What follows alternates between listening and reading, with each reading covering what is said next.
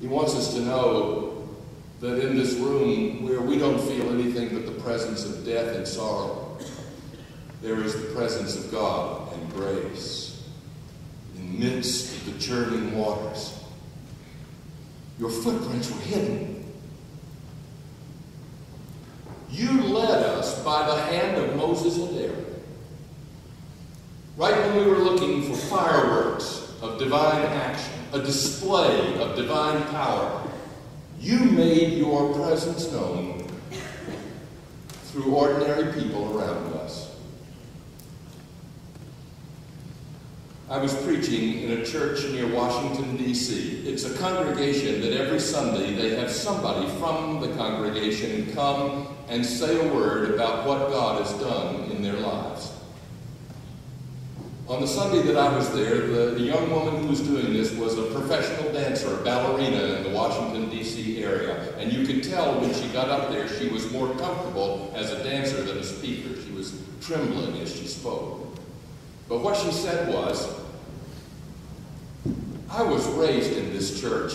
In fact, I was baptized in this church. And she looked around till she found the baptismal font, and then she said, I was baptized right over there. I don't remember it, she said. I was a little girl, but my father used to tell me the story of the day I was baptized. He would tell me about the dress I wore and the hymns that we sang and what the preacher preached, and he would always end that story with, oh, honey, the Holy Spirit was in the church that day. But as a little girl, I would come to church on Sunday and sit in the pew and wonder, where is the Holy Spirit in this church? Is it in the organ pipes?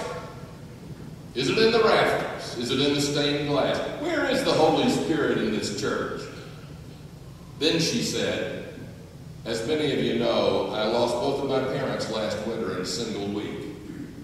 In the midst of that awful week, I came on Thursday afternoon and stopped by the church just to pray. I was in the sanctuary all by myself. It was dark.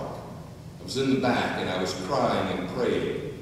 Sarah Graham was in the church kitchen getting ready for a church supper. She saw me and knew what was happening. She took off her apron and she came and sat with me and held my hand and prayed with me. It was then, she said, that I knew where the Holy Spirit is in this church. Your way is through the sea.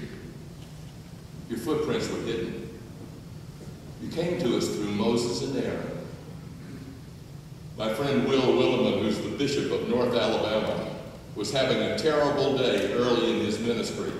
He'd gotten an anonymous letter in the mail criticizing his preaching.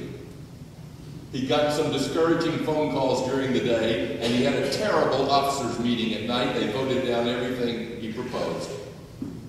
He left the church, cutting off the lights that night, feeling a total failure in ministry. And as he went to his car, an intoxicated street person staggered up to him and said, I'm Jesus, and I just want you to know you're doing a real good job.